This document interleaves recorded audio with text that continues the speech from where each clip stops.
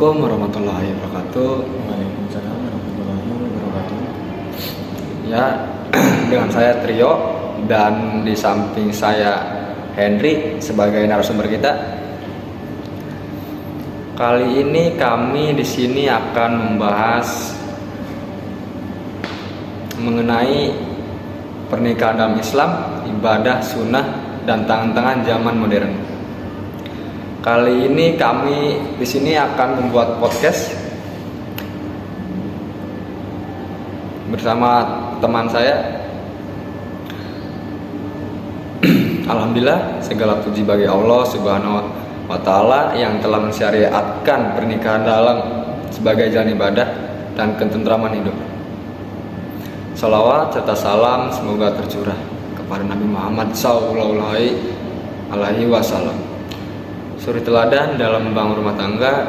Pada episode kali ini kita akan membahas makna dan tujuan pernikahan dalam Islam, ditinjau secara filosofis dan sosial serta relevansinya dengan kehidupan bermasyarakat modern.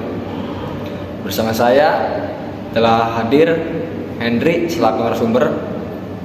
Selamat datang. Ya, terima kasih. Suatu kehormatan bisa berbagi dalam diskusi yang sangat penting ini.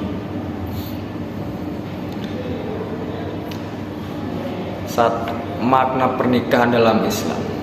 Dalam Islam, pernikahan sering disebut sebagai ibadah. Bagaimana sebenarnya makna pernikahan menurut perspektif Islam? Oke, pernikahan dalam Islam bukan sekedar kontrak sosial, tetapi akad yang sakral. Ia bernilai ibadah karena dilaksanakan atas perintah Allah dan mengikuti sunnah Rasulullah Sallallahu Alaihi Wasallam. Allah Subhanahu wa Ta'ala berfirman dalam Quran surah Ar-Rum ayat 21, dan di antara tanda-tanda kekuasaannya ialah Dia menciptakan untukmu pasangan hidup dari jenismu sendiri, supaya kamu merasa tentram, sakinah kepadanya, dan Dia menjadikan di antaramu rasa kasih, mawaddah, dan sayang, rahmah. Ayat ini menunjukkan bahwa pernikahan memiliki dimensi spiritual, emosional, dan sosial.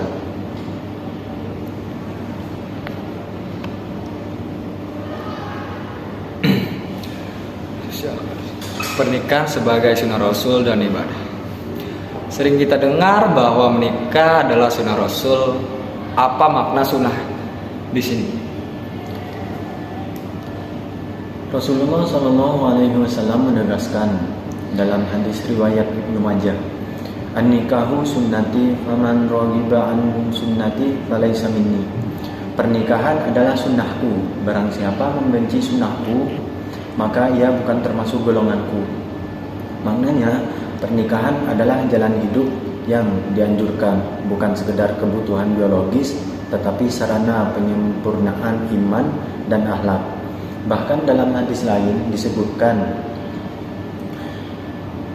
apabila seorang hamba menikah, maka ia telah menyempurnakan setengah agamanya. Hadis riwayat Al-Baihaqi. Oke, yang ketiga ya, tujuan filosofis pernikahan. Jika ditinjau secara filosofis, apa tujuan utama pernikahan dalam Islam? Secara filosofis, pernikahan bertujuan untuk yang pertama mewujudkan ketenangan jiwa, yang kedua menyalurkan fitrah manusia secara halal, dan yang ketiga membentuk manusia yang bertanggung jawab menjadi sarana tazkiyatun nafs atau penyucian jiwa. Islam memandang manusia sebagai makhluk jasmani dan rohani. Pernikahan menyatukan keduanya dalam bingkai ibadah. Oke, yang keempat ya, fungsi sosial pernikahan. Bagaimana peran pernikahan dalam kehidupan sosial bermasyarakat? Secara sosial, pernikahan adalah fondasi peradaban. Dari keluarga lahir generasi yang berakhlak. Islam menekankan tanggung jawab orang tua sebagaimana firman Allah dalam Quran Surat At-Tahrim ayat 6. Wahai orang-orang yang beriman, peliharalah dirimu dan keluargamu dari api neraka. Artinya, pernikahan bukan hanya menyatukan dua individu, tetapi membangun sistem pendidikan moral dalam masyarakat. Yang kelima, relevansi dengan masyarakat modern. Di era modern, banyak tantangan seperti penundaan nikah, individualisme, dan krisis keluarga. Bagaimana Islam memandang hal ini? Islam sangat relevan sepanjang zaman.